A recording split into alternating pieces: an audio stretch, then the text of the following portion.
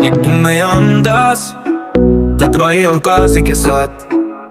अस्सलामुअलैकुम, welcome to another Epitox season 1। मेरे साथ हैं हम our very own doctor Asif Kazi और हमारे साथ हैं डॉक्टर उमैर किदवाई। हमेशा की तरह इस दफ़ा हमारे पास बहुत ही स्पेशल गेस्ट हैं। कराची में ऑफ्थल्मोलॉजी को शुरू से डेवलप करने वाले लोगों में अगर किसी का नाम on top of the list आता है तो I would consider his name. He is Pioneer.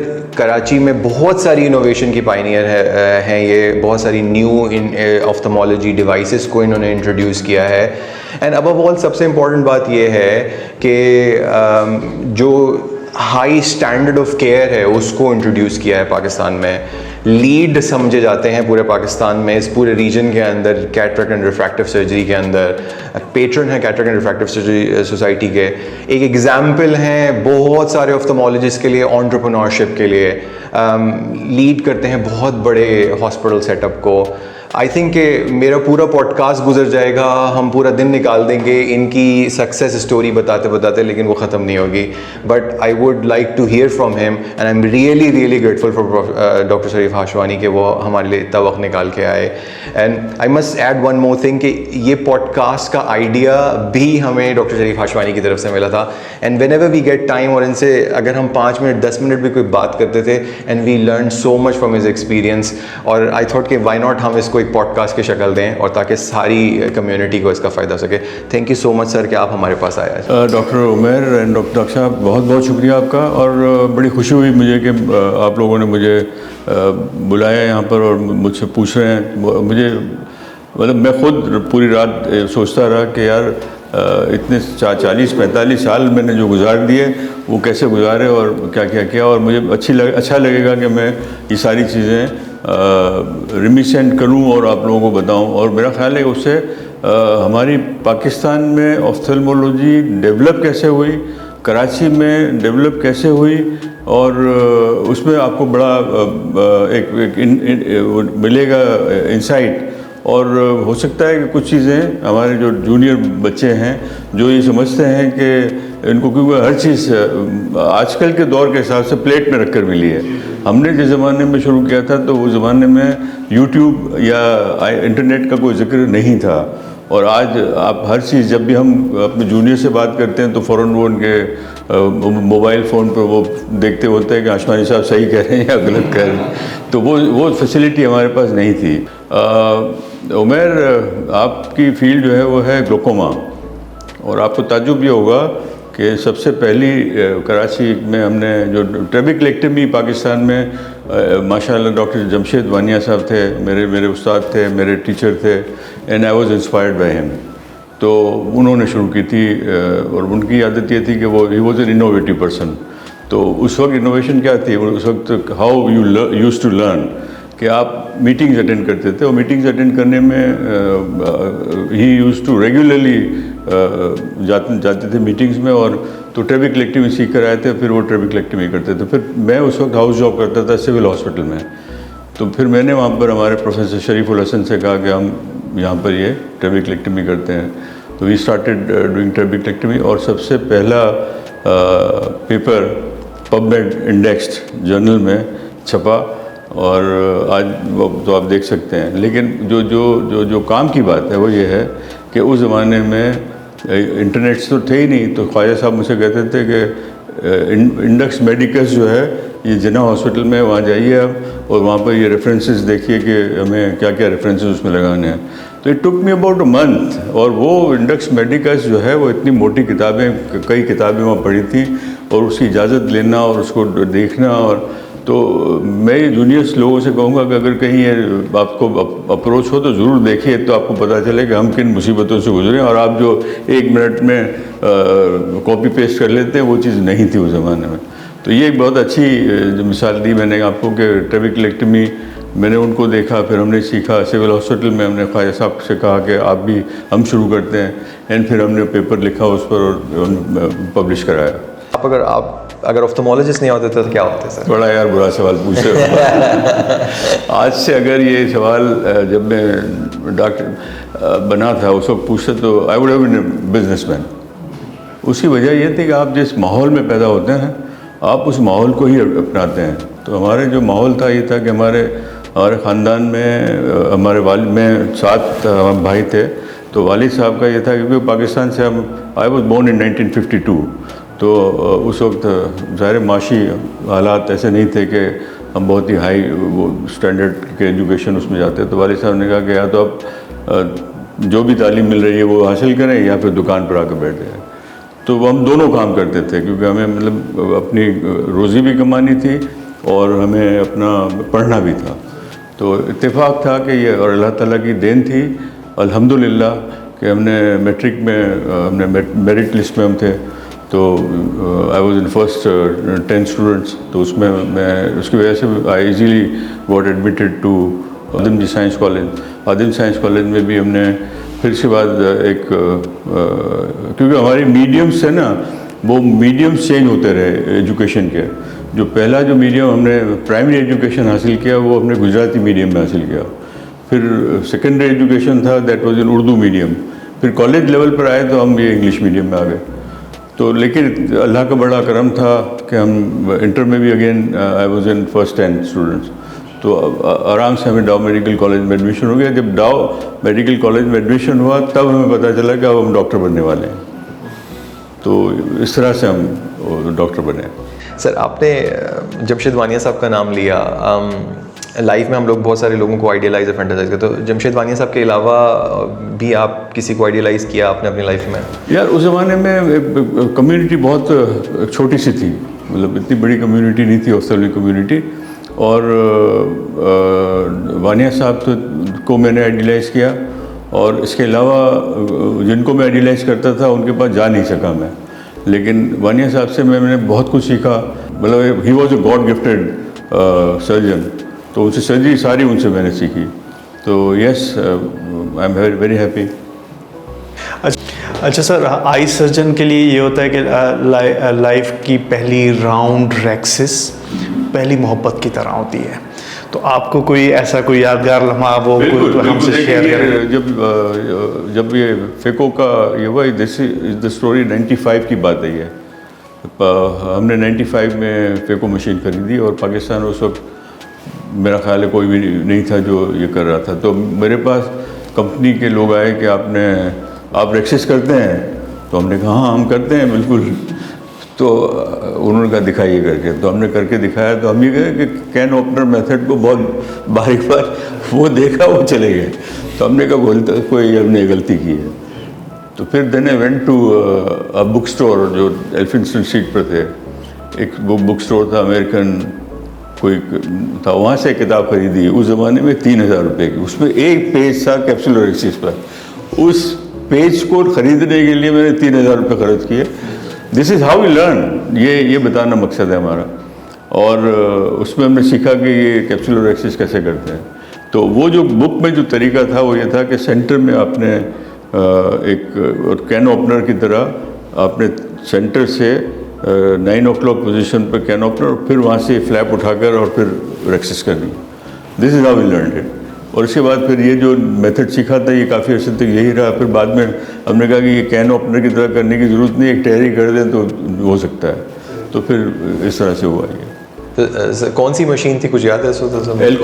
Alcon की जो थी आपकी ये यूनिवर्सल 1, उस वक्त यूनिवर्सल 1 U1। हाँ, इसके बाद यूनिवर्सल 2 आई।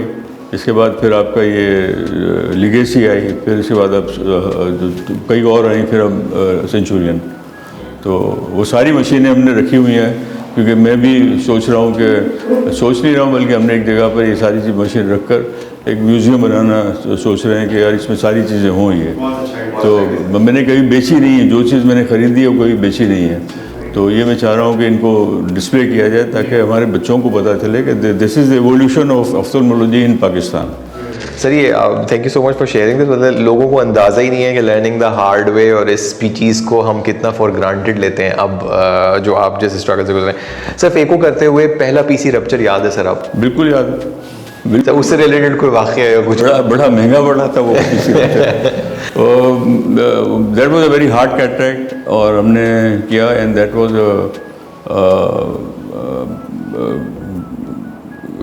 Difficult patient. और जब कर लिया और पीसी रप्चर भी हुआ और ड्रॉप हो गया न्यूक्लियस।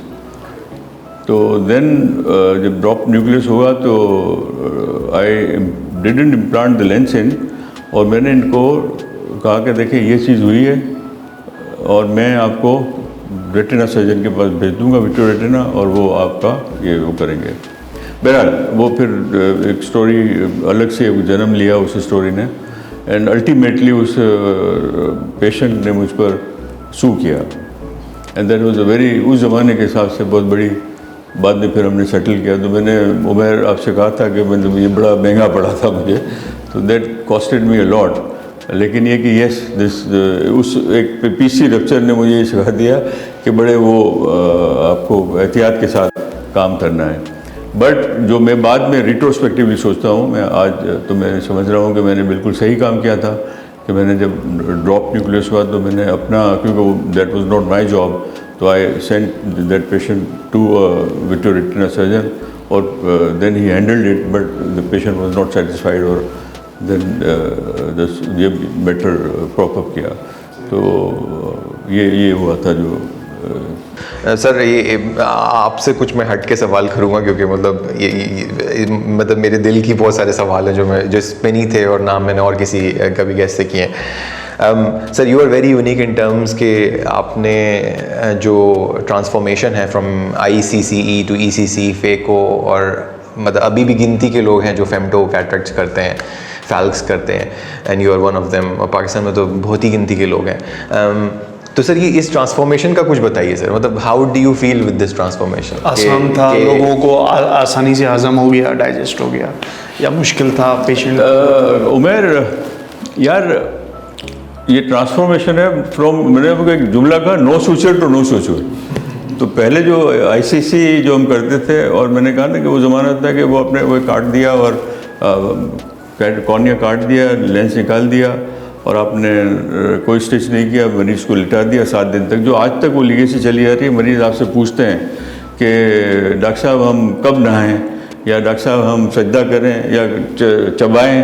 अच्छा, एक और आपको हर मरीज़ पूछता होगा कि क्या गर्मियों में ऑपरेशन कराएं। तो गर्मियों में ऑपरेशन जो न कराने की वजह थी वो ये थी कि 7 दिन तक मरीज़ लेटा रहता था स्ट्रेट, तो बेड सोर्स हो जाते थे गर्मियों में। तो इसलिए आपसे पूछते थे। तो हम कहते थे उस ज़माने में लोग कहते थे कि आप बिल्कुल भी सर्जरी नहीं कराएंगे गर्मियों में। तो द स्टोरी ये वाली है। लेकिन इसके बाद जो दौर आया ये जो इंट्रा कैप्सुलर और के साथ आपका एंटी चैम्बर लेंसेज का, उसको ट्रांसफॉर्म करने में बड़ी मेहनत लगी है। कि किसी पेशेंट से ये कहना कि आपका बगैर चश्मे के आप देखने लगेंगे या बेहतर देखेंगे, तो वो मरीज़ जो था वो सवाल ही पैदा नहीं होता। वो ट्रांजिशन जो है कि किसी ने कराया ही नहीं है, तो वो ज़माना हमने देखा है कि हमें पता है कि हमें कैसे। अब तो ये है कि अब लेंस के बगैर कोई कंसेप्ट ही नहीं है कि कोई सर्जरी करे। लेकिन वो ट्रांसफॉर्मेशन, फिर इसके बाद आपका transformation from extracapsular to phaco, कि अब आपको एक स्मॉल इंसिशन से हम जाएंगे और ये करेंगे। That was a very difficult phase, वो पेशेंट को समझाना। और फिर ये ट्रांसफॉर्मेशन कि आपने cataract surgery not with phaco but with laser, femto laser, तो वो तो अभी तक डिफ़िकल्ट है काफ़ी। कि और कुछ मरीज़ बिल्कुल सही पूछते हैं और हम भी सही समझते हैं कि कॉस्ट जो है काफ़ी ज़्यादा है। लेकिन यस, इसके अपने फ़ायदे भी हैं कि आप उसमें एस्टिग्मेटिज्म या हार्ट कैटरेक्ट को आप इतने पीसेस कर देते हैं कि आप बड़ी आसानी के साथ निकाल लेते हैं। तो ये ट्रांसफॉर्मेशन बड़ा खूबसूरत है और मैं आई एम प्राउड कि मुझे बड़ी खुशी होती है और मैं शुक्र करता हूँ अल्लाह मालिक का कि जो मैंने सोचा कि मैं देखता हूँ। होता ये था कि हम जब इंटरनेशनल कॉन्फ्रेंसेस में जाते थे ना, तो वहाँ पर जब देखते थे हम फैसिनेट होते थे कि यार इनके पास है, हमारे पास क्यों नहीं है। तो ये प्रॉम्प्ट किया मुझे कि नहीं जी हमें लेना है ये। आपको ताज्जुब होगा, एक और आपको बात बताऊं कि उस ज़माने में जो आपने फील्ड ऑफ विज़न एक बहुत बड़ा यूनिट होता था, उसमें आप सर रखकर, तो मैं फैसिनेट होता था कि यार सर कैसे रखते होंगे, क्या देखते होंगे। मैंने ख़रीदा हो जस्ट टू सी कि ये कैसे होता है, तो वो ख़रीदा और उसको तो बाद में तो फिर वो छोटे छोटे यूनिट्स आ गए। तो this is how we learn. कि मेरे घर में जब हम ख्वाजा साहब ने मेरी एक आदत है, ख्वाजा शरीफुल हसन जो हमारे प्रोफेसर थे और he was my supervisor also, उन्होंने आर्डर डाली थी कि यार अमेरिकन जर्नल ज़रूर पढ़ा करो। तो हम उस वक्त बहुत ही जूनियर थे, तो मेरे घर में अमेरिकन जर्नल आता था। आई एम टॉकिंग 82 से लेकर 89 90 तक के जर्नल्स आते रहे मेरे पास। अच्छा, उसमें एक एडवर्टाइज आती थी, आर के की एडवर्टाइज आती थी फेडरोव रशिया के, वहाँ पर वो अच्छा रशियन लैंग्वेज में होता था पूरा, लेकिन ये समझ में आता था कि ये एडवर्टाइज कर रहा है कि आप यहाँ आकर ये सीखें कि आर के कैसे होता है। तो मैंने 84 में इनको लेटर भेजा कि भाई आप I want to come to Russia and मैं देखना चाह रहा हूँ। उनका कोई जवाब कभी भी नहीं आया, लेकिन अख्तर जमाल से आप अगर पूछेंगे तो उन्होंने उनके साथ काम किया है। तो फाइड्रो भी उस ज़माने में करते थे, तो उस ज़माने में मतलब जो होता है ना शौक़ के, उसका कोई मोल नहीं होता। तो हम उस शौक़ में कि अगर रशिया भी जाना पड़ा तो हम जाएंगे और सीख कर आएंगे, लेकिन हम नहीं सीख सके और न कभी मैंने आज तक आर के किया। बट मैं चाहता था कि मैं जाऊं और आर के करूं। तो एक ये स्टोरी थी। हमें जब कैटरेक्ट किसी से लेना होता था सीनियर से, तो काफ़ी चाय पानी और काफ़ी मस्के मारने पड़ते थे, काफ़ी खुशामदी करनी पड़ती थी। आपका कोई ऐसा इंटरेस्टिंग एपिसोड? अगेन मैंने कहा ना, मैं इस सिलसिले में अल्लाह ताला ने मेरी रहनुमाई की है। इत्तेफाक ऐसा हुआ कि उस ज़माने में क्योंकि डॉक्टर्स कम थे, तो we use to go to various eye camps, ये भी था। और वानिया साहब की एक चैरिटी हॉस्पिटल में काम करते थे, मासूमीन हॉस्पिटल, उसमें हम जाते थे। मैं वानिया साहब के साथ रेगुलर जाता था। तो before joining civil hospital I have done about 100 cases. तो इसलिए सिविल हॉस्पिटल में जाकर मुझे बहुत तकलीफ़ नहीं हुई कैटरेक्ट हासिल करने में। एंड प्राइवेटली जो आपने कहा कि आपने ये चैरिटी हॉस्पिटल में, क्योंकि ओवर क्राउडेड जो सेटअप्स होते हैं, तो हर सर्जन चाहता है कोई ना कोई सीख ले जल्दी से। तो हमने उनसे सीखा। और हम जो सर्जरी करते थे वो जैसे अभी थोड़ी देर पहले मैं ऑफ द रिकॉर्ड में हम बात कर रहे थे कि उस ज़माने में जो सर्जरी होती थी वो 1 ग्रेफी नाइफ से आप 9 o'clock to 3 o'clock पोजीशन पर काट देते थे पूरा कॉर्निया, और उसके बाद आप कैटरेक्ट निकाल लेते थे। And then you leave it. जो उस ज़माने में ट्रेंड था कि आपका कोई स्टिच भी नहीं लगते थे। बाद में फिर एक स्टिच लगा दिया जाता था, वो भी आपका 40 सिल्क्स है। तो इसके बाद फिर सिलसिला शुरू हुआ कि एक 80 आप सिल्क लगाते थे। तो हम उस ज़माने में 5 सूचर लगाते थे। जो वानिया साहब की ख़ास बात ये थी कि यूज़ टू जो रिवोल्यूशनाइज हुआ ना कंसेप्ट ऑफ कैटरेक्ट सर्जरी, वो 5 सूचर लगाते थे और उसी वक्त घर भेज देते थे कि आपने ऑपरेशन किया, 5 सूचर कैटरेक्ट निकाल दिया, 5 सूचर लगाए, आपने एम्बुलेंस के ज़रिए घर भेज दिया। That revolutionise the cataract surgery in Pakistan. अब ये आइडिया जो है ऑफ डे केयर सर्जरी, जिसको आप कहते हैं, दैट डे केयर सर्जरी का सिलसिला शुरू पाकिस्तान में हुआ। हमारे मुझे मेरा ख्याल है नोबल क्रिस्टी ही हैं वो, जिन्होंने ये 3000 केसेस का रिव्यू प्रेजेंट किया कि हमने सारे केसेस को डे केयर बेसिस पर हमने सर्जरी की है और घर भेजा है, and you don't need any ophthalmic bed in the hospital. और ये अमेरिकन जर्नल ऑफ्थेल्मोलॉजी में छपा। अच्छा। और उसको कई सालों तक किसी ने लिफ्ट नहीं कराई। और उसके बाद फिर ये इस पर गौर हुआ कि यार ये तो बात सही है कि इसमें ज़रूरत ही नहीं है आप ऑपरेशन करें, घर भेजें। तो ये भी पाकिस्तान में शुरू हुआ था कि आप जो आइडिया जो दुनिया भर में अब चल रहा है डे केयर सर्जरी का, that started in Pakistan. Noble Christie जो हमारे टेक्सिला में सर्जरी करते थे, उनका ही एक वो था, और उनका पेपर आपका ये अमेरिकन जर्नल ऑफ्थेल्मोलॉजी में छपा हुआ है। सर, मैंने आपके साथ ऑफ द रिकॉर्ड ज़ाहिर पहली मुलाकातों में भी I was mesmerised by your story, जब आपने मुझे फ़ेको की लर्निंग का पूरा फेज़ बताया था। ज़ाहिर आप जो बता रहे हैं एरा वो ICCE का एरा है। और सर थोड़ा सा मतलब आई एम श्योर मैंने तो बहुत इन्जॉय किया आपकी इस पूरी जर्नी को। अगर आप अपनी जर्नी थोड़ी शेयर करना चाहें, ICC से ECC और ECC के बाद जब आपने फ़ेको जो लर्निंग की, स्पेशली वो जो आपने मुझे वाक़या सुनाया था, जो what your struggle was to get that book, और पहली रेक्सेस और सारी कहानी, प्लीज़ सर ये बताइएगा। लेकिन इससे पहले जो आपने ICC से ECC से आपने डायरेक्ट फ़ेको पर आ गया, आप लेंस को तो भूल ही गया। तो आप जनरल पब्लिक जो आप सुन रहे हैं, हमारे जो यंग ऑफ्थेल्मोलॉजिस्ट हैं, तो बच्चों ये जो सफ़र है उसमें लेंस कभी भी हम नहीं डालते थे, मतलब लेंस का कोई कंसेप्ट ही नहीं था उस ज़माने में। This I am talking about till 1982। 82 के बाद हमने शुरू किया ये लेंसेज डालना। कराची में अख्तर जमाल साहब, मुख्तार साहब, जमशेद वानिया साहब और हमने ये सिलसिला शुरू किया। I was very junior at that time, इसलिए मैं एक शाय पर्सन हूँ, तो अपने आप को बहुत ज़्यादा प्रोजेक्ट कभी भी नहीं किया। तो हमने ये शुरू किया सिलसिला और हमने लेंसेज ये डालना शुरू किया। उस ज़माने में जो मैं उमेर से थोड़ी देर पहले बात कर रहा था कि ये जो एंटी चैम्बर लेंसेज होते थे वो जो लेंसेज होते थे प्लेट शेप लेंसेज आते थे। चॉइस मार्क 9 और मार्क 10, मार्क 8 और ये सारे लेंसेज आप अगर इंटरनेट पे देखेंगे तो आपको पता चल जाएंगे कि वो लेंसेज होते थे। आपको जो ख़ास बात बताना चाह रहा हूँ वो ये बात बताना चाह रहा हूँ कि ये नोवेल क्रिस्टी जो जिनका नाम मैंने पहले भी लिया, ये टेक्सटिला में प्रैक्टिस करते थे और वो जमशेद वानिया मुझे जिक्र किया करते थे कि यार ये एक प्लेट लेकर आते हैं PMMA की बाहर से और उस पर डिज़ाइन करते हैं लेंसेज और उन लेंसेज को आँख की साइज़ के हिसाब से बनाकर और एंटी चैम्बर में फिट कर देते हैं। तो वो जो था मुझे इतना फैसिनेटेड लगा और इतनी फैसिनेशन आपको भी लग रही है कि यार ये कैसे कर लिया। अच्छा, अब वो लेंसेज बड़े कामयाब लेंसेज थे, लेकिन जो प्रॉब्लम क्या था पॉलिशिंग का, इसलिए उसमें UGH सिंड्रोम होने लगा।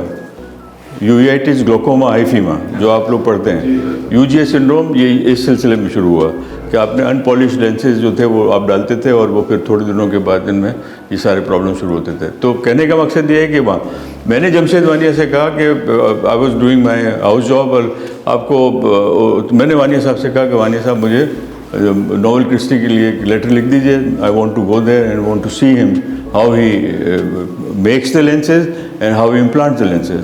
वानी साहब ने कहा हाँ मैं आपसे बात मैं लिखता हूँ, मतलब 3-4 महीने तक उन्होंने मुझे टालते रहे वो। अच्छा, उनकी आदत ये थी कि हर जो छुट्टियाँ होती थी वो इंग्लैंड जाते थे।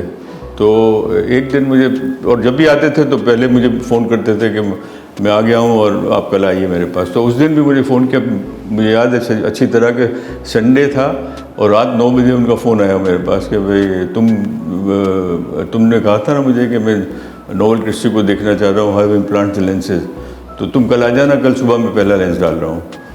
तो मैंने कहा सर ले आए? बोले हाँ मैं लेकर आया हूँ।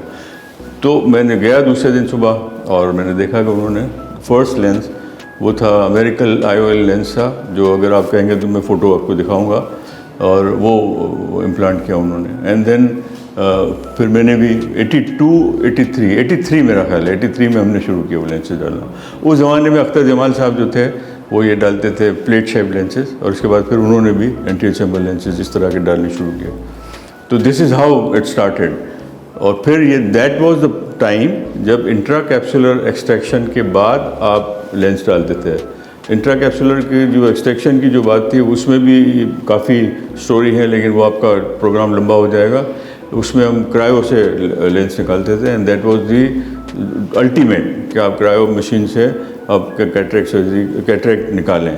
तो जो इनोवेशन जो आपने कहा ना, तो क्रायो मशीन भी हम पाकिस्तान में उस ज़माने में बहुत ही कम, मतलब मेरे 1-2 सर्जन के पास होगी, तो वो भी हम यहाँ पर पाकिस्तान लेकर आए और हम उससे वो कैटरेक्ट करते थे और फिर इम्प्लांट करते थे लेंसेज। फिर 86-87 में एक्स्ट्रा कैप्सुलर का ज़माना शुरू हुआ और उस ज़माने में फिर ये जो लेंसेज थे पोस्टी चैम्बर लेंसेज आने लगे।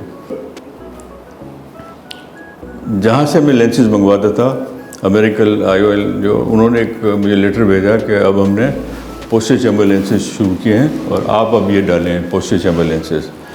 तो दैट इज़ 86-87, वो लेटर मेरे पास अभी भी है, तो अगर आप डॉक्यूमेंट करना चाहें तो उसको कर सकते हैं। तो वो लेंसेज उन्होंने सैम्पल्स ही भेजे, उसका सैम्पल भी 1-2 पड़े हुए हैं अभी। तो वो लेंसेज उन्होंने भेजे और उन्होंने कहा आप डालें। अब आप कह रहे हैं स्टोरी, तो स्टोरी ये है कि सबसे पहला लेंस जो हम इंट्रा कैप्सुलर करते थे और एंटी चैम्बर लेंस डाल देते थे। अब ये था कि आपने एक्स्ट्रा कैप्सुलर करना है और पोस्टी चैम्बर लेंस डालना है, तो हमने एक्स्ट्रा कैप्सुलर किया और पोस्टी चैम्बर लेंस हमने डाला। आधा जब डाल दिया, उसके 2 हेप्टिक पीछे चले गए और फिर हम रुक गए कि यार ये पीछे अगर गिर गया या कोई टेयर हो गया तो क्या करेंगे हम। तो वापस हमने निकाल लिया। फिर वो जो आप जो रिलेक्टेंस होती है ना, वो रिलेक्टेंस उस वक्त पहली मर्तबा मुझ में आई कि जो डेयरिंग वो जो होता है ना आदमी की डाल देता है। अच्छा, ये जो ऑफ्थल्मोलॉजी सुन रहे हैं कि हमने कभी कोई ट्रेनिंग नहीं ली, हमने सिर्फ ये सुना हुआ और किसी को मतलब आप पहली मर्तबा जब करते हैं ना कोई इनोवेशन करते हैं तो आपको नहीं पता होता कि आप सही भी कर रहे हैं या गलत कर रहे हैं। तो हम ट्रेनिंग अगर लेते हैं या किसी को देखते, किसी को देख कर करना और ख़ुद करना में बहुत फ़र्क होता है, ये आप अपने जहन में रखिएगा। तो हमने फिर वो लेंस नहीं डाला, वापस निकाल लिया। और फिर 1 साल के बाद फिर हमें अकल आई कि ये इस तरह करना है। फिर हमने पोस्टेज चैम्बर लेंस शुरू किया। तो this is how we started our lenses in 1986 के बाद ये पोस्टेज चैम्बर आ गया। तो हमने 88 में फिर शुरू किया पोस्टेज चैम्बर डालना, इसलिए पहले 1 साल हमारा खामा ज़ाया हुआ है इसमें। तो फिर तो एंटी चैम्बर तो एक स्टोरी हो गया कि उसका कोई। आप तो सर वही बात कर रहे हैं, लर्निंग द हार्ड वे, जो आपने तो वो किया है, लर्निंग द हार्ड वे। इसलिए कि nobody was doing this posterior chamber lenses. वो तो कंपनी ने हमें भेजा कि ये this is how this is you have to do it. तो हमने डाला भी, आधा लेंस डल भी गया। इसके बाद हमने वापस निकाला कि नहीं जी यार, अगर पीछे गिर गया तो how will we manage it. तो इसलिए हमने छोड़ दिया। लेकिन फिर 1 साल के बाद हमने ये शुरू किया। तो उस ज़माने में कंपनियां आपको, क्योंकि the technology was being implemented in Pakistan, या दुनिया भर में ये नई चीज़ें आ रही थी, तो this is how we learned it. अच्छा सर, कभी कभी ये होता है कि कॉम्प्लिकेशन हो जाती है, मूड ऑफ हो जाता है, तो हम कोई ऐसा दोस्त जिससे हम, जैसे मैं उमैर को फ़ौरन मिलाता हूँ कि भाई प्रॉब्लम हो गया है, कभी ये बिज़ी होता है तो फिर लता या रफ़ी के गाने सुन लिए, मतलब अपने आप को रीस्टीम करने के लिए कि भाई सेल्फ स्टीम दे के और वापस से आऊँ। आप क्या करते हैं सर? कोई ऐसा दोस्त है आपकी लाइफ में? उस ज़माने में जो पहली बात है ये 90 जब भवानी साहब की डेथ हुई 91 में, तो 91 और जो हमारी 79-80 में के दौरान में जब जो भी प्रॉब्लम होती थी, आई यूज़ टू कॉल जमशेद, उनसे मैं पूछता था कि सर ये मसला हुआ है, अब मैं क्या करूँ। And he was so kind कि फ़ौरन मुझे जवाब के साथ ये इस तरह से करना है। और बाद ये होता था कि आप पेशेंट में इनके पास ले जाता था और वो मेरे सामने करते थे और मैं देखता था कि how he does it, and then I want यही मैनेजमेंट करता था। फिर आ गया आपका दौर 91 के बाद वानिया साहब की डेथ हो गई। तो मैंने जो अपने क्लिनिक पर या हॉस्पिटल में एक सिस्टम रखा है उस ज़माने से, अब 30-35 साल हो गए, थर्सडे तो हम बैठते हैं और उसमें हमने डिस्कस करना है। तो मैं हमेशा अपने कॉम्प्लिकेशंस को वहाँ डिस्कस करता हूँ। कोई भी कॉम्प्लिकेशन हुई मुझे दिख, और उस वक्त से मेरे पास कैमरा हमेशा से रहा है, तो I record it and I discuss it. अच्छा, बाज़ औक़ात हमारे कुछ दोस्त हैं वो मजाक भी करते हैं मेरा कि यार तुम यह कॉम्प्लिकेशन से डिस्कस। मैंने कहता हूँ कि देखो इसमें मैं लर्न करता हूँ, आई लर्न, मुझे पता चलता है आपके क्या ओपिनियन है, इसमें शर्माने की ज़रूरत ही नहीं है। और यही चीज़ मैंने OSP के कई प्लेटफॉर्म्स पर अपनी कॉम्प्लिकेशंस का जिक्र भी किया है और दिखाई भी है कि यार ये इस तरह से कॉम्प्लिकेशन हुई। तो यस, कुछ लोग उसको एंटी बोल लेते हैं, लेकिन आपने जो सवाल पूछा कि आप कैसे करते हैं, तो दिस इज़ हाउ मैं वेंट आउट कि यार ये प्रॉब्लम, और ये आज तक मैं समझता हूँ बड़ी अच्छी आदत है। इसलिए आजकल जो हमारे ट्रेनिंग्स हैं, हाँ, मेरे साथ, उनको बड़ा फ़ायदा होता है। और अब मतलब हमारे जो दूसरे जो सीनियर ऑफ्थल्मोलॉजिस्ट हैं वो भी अपनी कॉम्प्लिकेशन बताते हैं।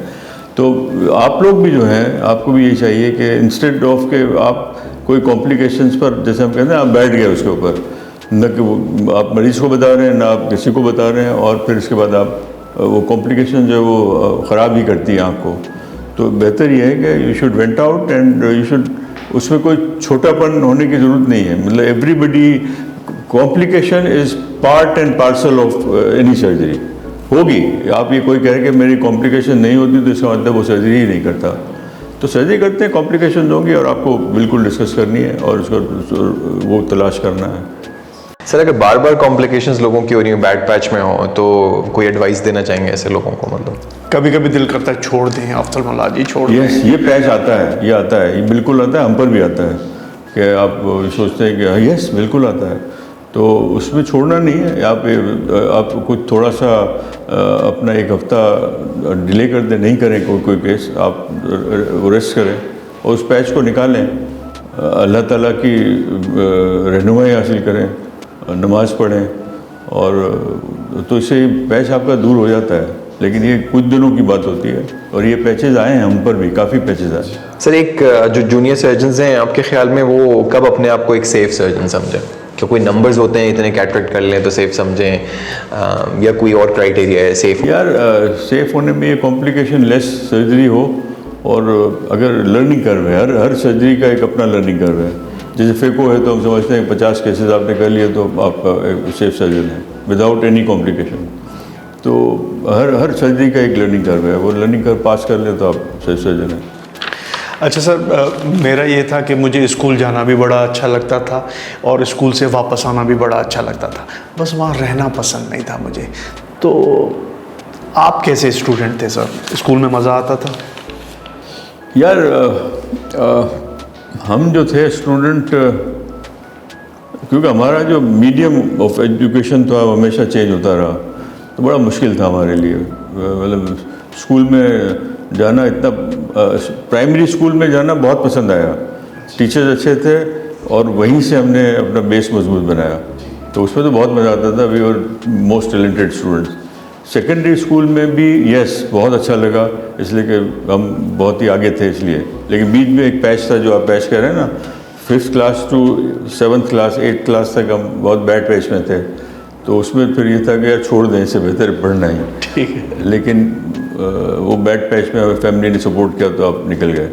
लेकिन मेडिकल कॉलेज में जब आए तो उसमें भी एक बैड पैच आया था, ऐसा कि हमें छोड़ने का मूड हुआ था, लेकिन फिर वही अल्लाह ताला की मेहरबानी की वजह से हम निकल गए। Why I become an ophthalmologist, तो उसका जवाब यह है कि मैं I wanted to become an ENT specialist. And फिर इस्तिखारा हमने किया, और इस्तिखारे में जवाब आया कि आप आई में ज्वाइन करें, तो that's how I become an ophthalmologist.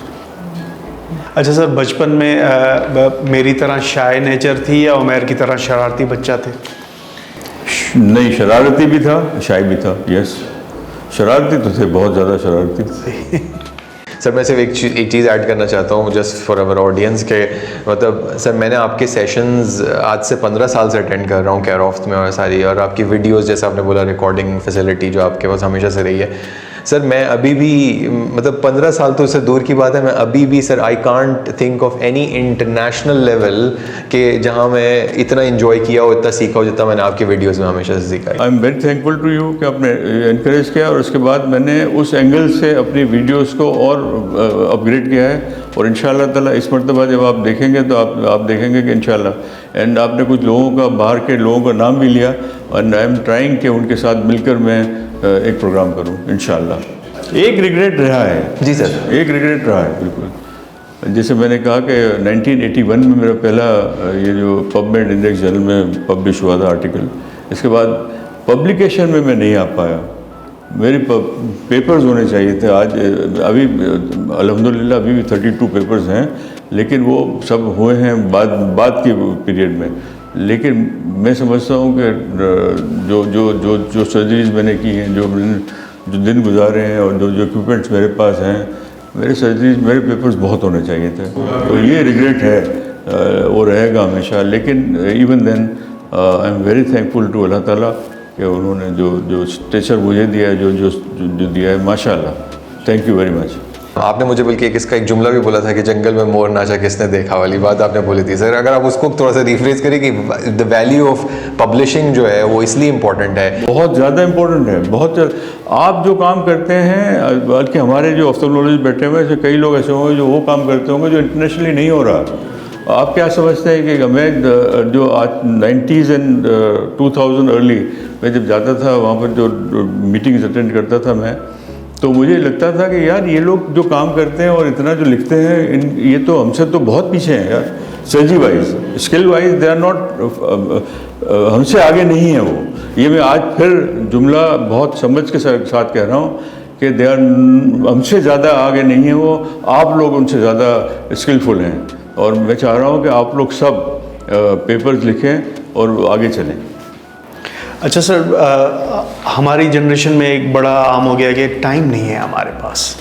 आप कैसे टाइम को मैनेज करते थे, फैमिली और इन सबको, करियर? मैं मैनेज करता था। आपने जो पूछा, फैमिली नहीं थी मेरी, सिर्फ फैमिली नहीं, हॉस्पिटल्स मैनेज करना, फैमिली मैनेज करना और एजुकेशन लेना।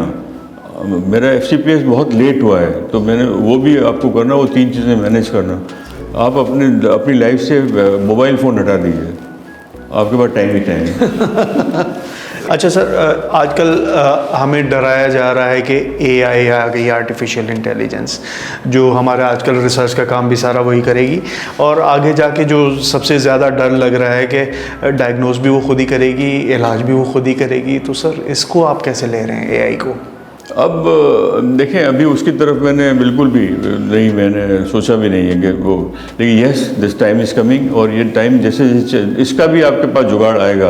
लेकिन टोटल इंटेलिजेंस, टोटल ये जो है मशीन टेक ओवर कभी भी नहीं कर सकती, ये मेरा ईमान है कि कभी नहीं कर सकती। आपकी ज़रूरत रहेगी, मतलब आपको इनपुट देना ही होगा, तो वो चीज़ नहीं होगी। लेकिन यस, उसका भी कोई ना कोई रास्ता अल्लाह ताला निकालेगा, उसमें कोई मसले वाली बात मैं नहीं समझता कोई है।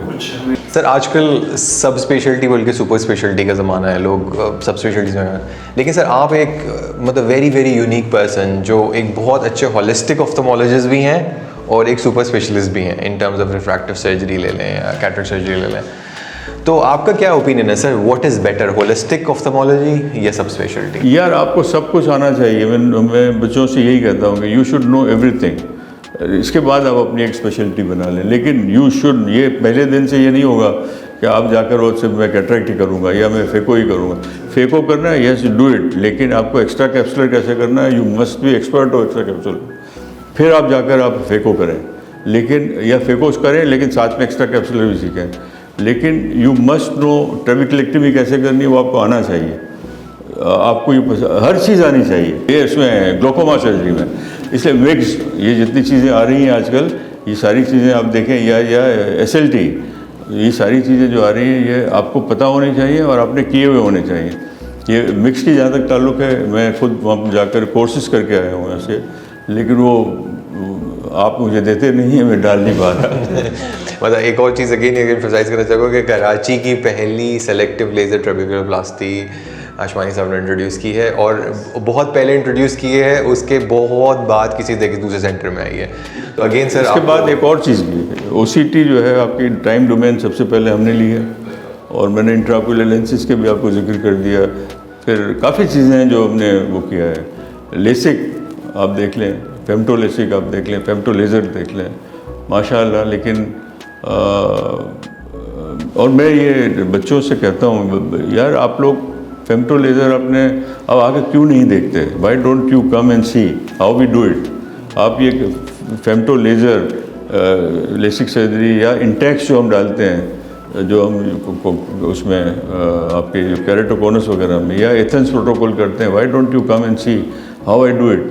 तो बिल्कुल आप आइए, हमारे सेंटर सारे खुले हुए हैं, और आपको जो चीज़ देखनी है, सीखनी है, हम सिखाने के लिए तैयार हैं। सर मैं तो आपको as a prime example of success समझता हूँ इन मैनी वेज, माशाल्लाह से सर। अल्लाह ताला आपको और ज़िंदगी दे और सबको, हमारी कम्युनिटी को आपसे बहुत ज़्यादा फ़ायदा हो। आप क्या एडवाइस देना चाहेंगे as a recipe of success for upcoming ophthalmologist? Upcoming ophthalmologist को मैं एडवाइस ये दूंगा कि this is a materialistic world. हम हर चीज़ को वे करते हैं उसमें कि आप क्या अर्न करेंगे, क्या वो करेंगे। नेवर थिंक ऑफ, मैंने कभी नहीं सोचा कि जो मेरा बेटा जो अभी बाहर से जो आया, तो उसने बोला पापा आपने इतना इन्वेस्टमेंट किया, ROI क्या है? तो that word ROI, return on investment, पहली मरतबा मैंने सुना था। मैंने कहा ROI मैं ऊपर वाले से मांगता हूँ। आज भी यही मेरा वो है, और अपकमिंग ऑफ्थल्मोलॉजिस्ट को मेरा ROI के पीछे नहीं जाएं आप, या आप मटेरियलिज्म के पीछे नहीं जाएं। आप डोंट नेवर थिंक, आपने अगर सर्जरी करनी है तो आपको ये समझ कर करनी है कि अगर मेरी माँ होगी या मेरा बाप होगा तो आप कैसे करेंगे।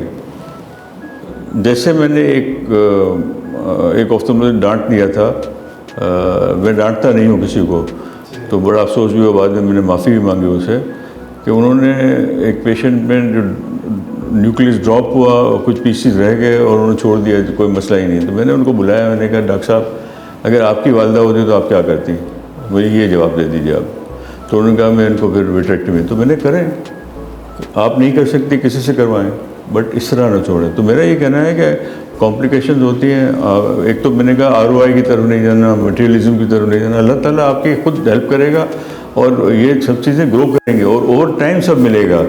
डोंट थिंक कि आप एक दिन में सब कुछ आप हासिल कर लेंगे। ईमानदारी से जब आप करें, ईमानदारी से मतलब ये है कि आपने वो देना है कि जो आप अपने बच्चों को देंगे, अपने वालदा को देंगे, अपने बहन भाइयों को देंगे।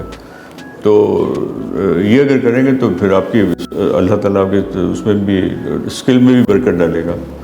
तो इंशाअल्लाह ताला यही मेरी एडवाइस है कि आप प्लीज़ पैसों के पीछे नहीं जाइए। दूसरी बात, मटेरियलिज्म में आजकल ये भी है कि मैं देखता हूँ, मैंने खुद देखा है बल्कि कि हम लेंस जो है वो चेंज कर लेते हैं। डोंट डू दैट, नहीं करें। कब्र में जाकर अल्लाह ताला को हिसाब भी देना है। हमसे भी होता है कि बाद औक़ात हम IQ कहते हैं और 3 पीस डालते हैं, और 3 पीस जब डालते हैं तो हम रिटर्न करते हैं अमाउंट और पेशेंट से कहते हैं कि ये हुआ है।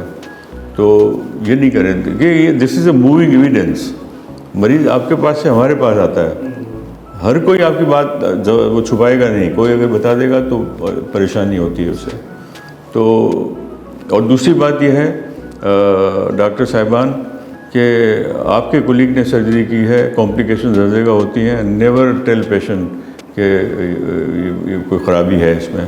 उनसे कहें कि उस वक्त क्या हालात थे, आपकी सर्जरी जब हो रही थी उस वक्त क्या कंडीशन थी, आप किस उसमें थे, वी डोंट नो। तो जो सर्जरी की है, कोई सर्जन ख़राब करने के लिए नहीं करता। तो आप मतलब उसको पेशेंट को काम डाउन करें और न कि आप मतलब उसको। तो ये चीज़ें जो हैं वो आपको एक और बात बता दूं कि इस बात की वजह से एक ऑफ्थल्मोलॉजिस्ट को किसी ने चाकू मारा था। This is Karachi story. तो ये ना करें प्लीज़। ये मतलब शरई हैसियत से भी इसकी इजाज़त नहीं है जब तक कि आपने दोनों साइड की स्टोरी नहीं सुनी कि मरीज़ जो लेकर आया आपके पास स्टोरी वो और जो ऑफ्थल्मोलॉजिस्ट ने किया है। तो इन चक्रों में या इन कंट्रोवर्सी में पढ़ने की ज़रूरत ही नहीं है। आप मतलब पेशेंट को वापस उनके पास कॉन्फिडेंस दिलाकर जिस सर्जन ने किया है उसी के बाद वापस भेजते हैं। अच्छा सर, एक बहुत हमारा आजकल तो कॉमन क्वेश्चन बन चुका है और सबकी क्यूरियोसिटी होती है और हर एज में पूछा गया है, कितना कमा लेते हैं?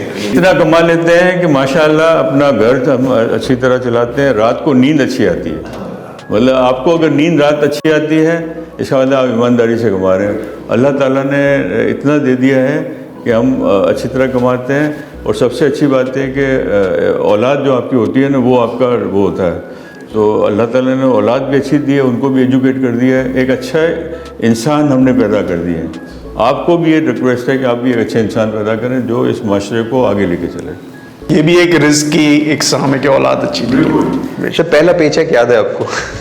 पहला पेचेक कितना था सर आपका? 600 रुपये। सर ये तो बहुत इंपॉर्टेंट है, जो हमारे जो बेसब्रे न्यू ऑफ्थल्मोलॉजिस्ट हैं उनके लिए सर ये चला है। 600 रुपये थे, बिल्कुल 600 रुपये थे। लेकिन उस 600 रुपये उन 600 रुपयों में बरकत थी। अच्छा, हम लोग आए थे बिल्कुल लोअर तबके से ना, तो 600 रुपये हमारे लिए बहुत बड़ी बात थी, वैल्यू थी उस टाइम। आजकल तो बच्चे जो हैं वो मेडिकल एजुकेशन जो आपका उमेर, आपको एक और बात बताऊँ, आप भी शायद, बल्कि यहाँ पर जितने लोग बैठे हैं उसमें कई लोगों ने, हमने अपना जो school education, college education, medical education, डाउ मेडिकल कॉलेज से हमने जो एजुकेशन हासिल किया है, 12 रुपये महीना, 144 रुपये ईयरली हम फीस देते थे। And I use to get 1500 rupees हमें मिलते थे उसके स्कॉलरशिप, वो जो आपकी जो मेरिट स्कॉलरशिप होती है वो हमें मिलती थी 1500 रुपये। तो हम साल के एंड में जाते थे 144 रुपये कटवा कर बाकी पैसे ले आते थे। हमें ये हमारे इससे पूरा साल हम चलाते थे काम। तो एजुकेशन फ्री हमारे लिए ऑलमोस्ट फ्री था। और ये इसलिए था, ये मैं आप लोगों को इसलिए बताता हूँ कि कुछ लोग जो खुदा तरस लोग थे वो टैक्स भरते थे, उनके टैक्स के पैसों से हम डॉक्टर बने हैं। अगर आज हम टैक्स नहीं भरेंगे तो हमारी जो नस्लें हैं वो डॉक्टर इंजीनियर नहीं बन सकेंगी। तो हम लोगों को चाहिए कि हम जितना टैक्स गवर्नमेंट का है ज़रूर भरें। सर ये वाला क्लिप तो हम अपने FBR वालों को भी दे सकते हैं। सर ये बताइएगा कि कोई रिग्रेट या कोई मिस्टेक लाइफ की जो आपको याद आती हो कि अगर मैं इसको अलग कुछ और तरीके से करता तो आउटकम अलग? नहीं यार डॉक्टर साहब, बस ये रिग्रेट एक है कि हमने आपकी तरह ट्रेनिंग बाहर से नहीं ली।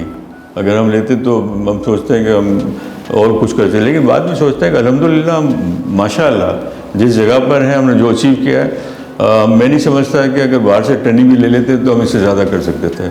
माशाअल्लाह आई एम वेरी हैप्पी और I have achieved everything in life. ये अल्हम्दुलिल्लाह मतलब ये अल्लाह ताला की बड़ी देन है कि मैंने वो कुछ हासिल किया है जो आप सोच सकते हैं। और हर सर्जरी मैंने की है, हर मशीन मैंने यूज़ की है, इससे ज़्यादा आप क्या चाहेंगे?